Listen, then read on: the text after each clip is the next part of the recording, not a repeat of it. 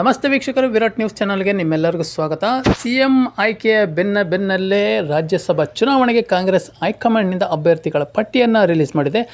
ರಾಜ್ಯದಿಂದ ಖರ್ಗೆ ಸೇರಿದಂತೆ 3 ಟಿಕೆಟನ್ನು ಕಾಂಗ್ರೆಸ್ ಹೈಕಮಾಂಡ್ ಘೋಷಣೆ ಮಾಡಿದೆ. ಹಾಗಾದರೆ ಇನ್ನು ಇಬ್ಬರು ಯಾರು ಅಂತಲೂ ನಾವು ನಿಮಗೆ ತಿಳಿಸ್ಕೊಡ್ತಾ ಹೋಗ್ತೀವಿ. ದೇಶದಲ್ಲಿ ಒಟ್ಟು 10 ರಾಜ್ಯಗಳ 24 ಸ್ಥಾನಗಳಿಗೆ ಜೂನ್ 18ರಂದು ನಡೆಯಲಿರುವ ರಾಜ್ಯಸಭಾ ಚುನಾವಣೆಗೆ ಕಾಂಗ್ರೆಸ್ ಹೈಕಮಾಂಡ್ ತನ್ನ ಅಭ್ಯರ್ಥಿಗಳ ಪಟ್ಟಿಯನ್ನು ಸಹ ಪ್ರಕಟಿಸಿದೆ.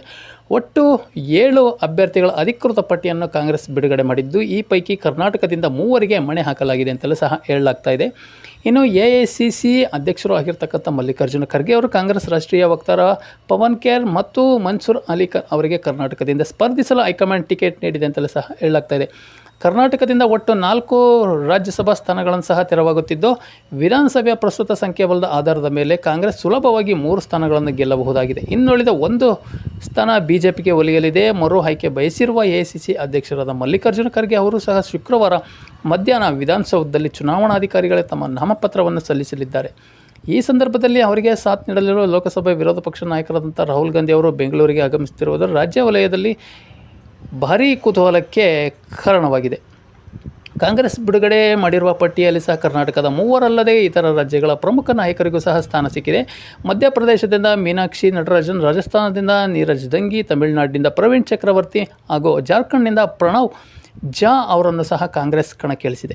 ಈ ಮೂಲಕ ವಿವಿಧ ರಾಜ್ಯಗಳಿಂದ ತನ್ನ ಸಂಖ್ಯಾಬಲಕ್ಕೆ ತಕ್ಕಂತೆ ಅರ್ಹ ಅಭ್ಯರ್ಥಿಗಳನ್ನು ಸಹ ಕಣಗಿಳಿಸಲು ಕಾಂಗ್ರೆಸ್ ಕಾರ್ಯತಂತ್ರ ರೂಪಿಸಿದೆ ಅಂತಲೂ ಸಹ ಹೇಳಲಾಗ್ತಾ ಇದೆ.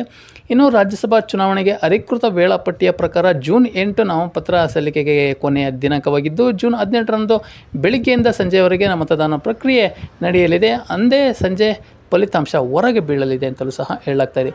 ಇನ್ನು ಮತ್ತೊಂದೆಡೆ ವಿರೋಧ ಪಕ್ಷವಾದ ಬಿಜೆಪಿ ಇನ್ನು ತನ್ನ ಪಾಲಿನ 1 ಸ್ಥಾನಕ್ಕೆ ಅಭ್ಯರ್ಥಿಗಳನ್ನು ಅಧಿಕೃತವಾಗಿ ಘೋಷಿಸಲು ಮೈತ್ರಿ ಪಕ್ಷದ ನಾಯಕರಾದಂಥ HD ದೇವೇಗೌಡರಿಗೆ ಈ ರಾಜ್ಯಸಭಾ ಸ್ಥಾನವನ್ನು ಬಿಟ್ಟುಕೊಡುವ ಕುರಿತು NDA ಮೈತ್ರಿಕೂಟದಲ್ಲಿ ಇನ್ನೂ ಗೊಂದಲ ಮುಂದುವರೆದಿದೆ ಅಂತಲೂ ಸಹ ಹೇಳಲಾಗ್ತಾ ಇದೆ.